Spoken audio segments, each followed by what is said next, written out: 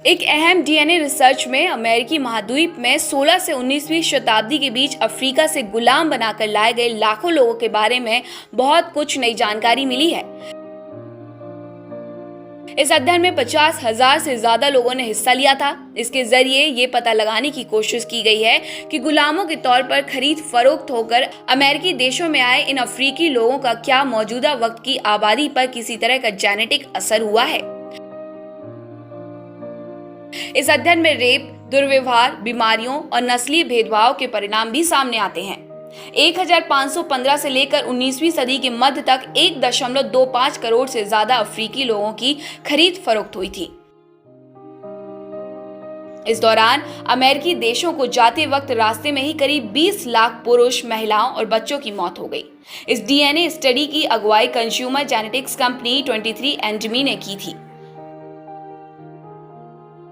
इसमें अफ्रीकी मूल के 30,000 से ज्यादा लोगों को शामिल किया गया था। इस स्टडी के नतीजों को American journal of human genetics में प्रकाशित भी किया गया था। 23andMe के एक पॉपुलेशन जेनेटिस्ट स्टीवन मिशेलेटी ने AFP न्यूज एजेंसी को बताया कि इसका मकसद जेनेटिक नतीजों की तुलना गुलामों के जहाजों की सूची से करने का था, ताकि ये देखा जा सके कि ये आंकड़े कितना मिलान करते हैं और कहां पर इनमें अंतर है।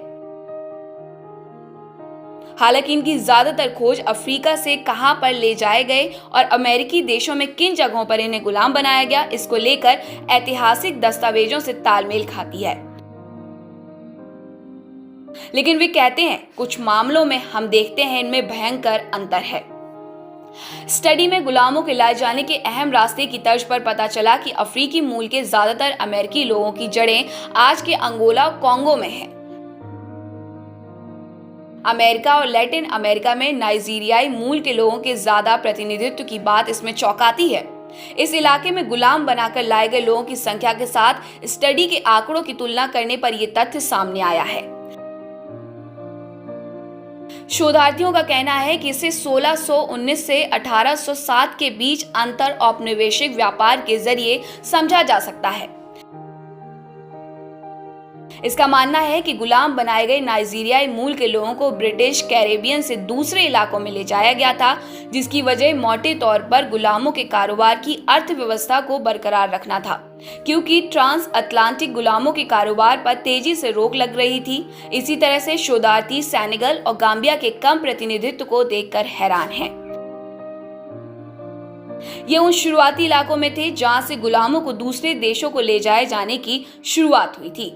शोधकर्ताओं ने इसके पीछे दो दुखद फैक्टर गिनाए हैं। पहला, कई लोगों को धान के खेतों में काम करने के लिए भेजा गया था। इन जगहों पर मलेरिया और दूसरे जानलेवा हालात थे। दूसरा, बाद के सालों में बड़ी संख्या में बच्चों को भेजा गया। इनमें से ज्यादातर अपने गंतव्य तक पहुंचने से पहले ही मर गए। स्टडी में यह भी बात पता चली है कि गुलाम बनाई गई महिलाओं के साथ जिस तरह का बर्ताव किया गया, उसने भी अमेरिकी देशों में मौजूद हालिया पीढ़ी पर अपनी छाप छोड़ी है। सब्सक्राइब करें हमारे चैनल देश ऑनलाइन पल्स ऑफ पीपल और बेल आइकन को क्लिक करना ना भूलें, ताकि आप अपडेट रहे हमारे नई वीडियो से।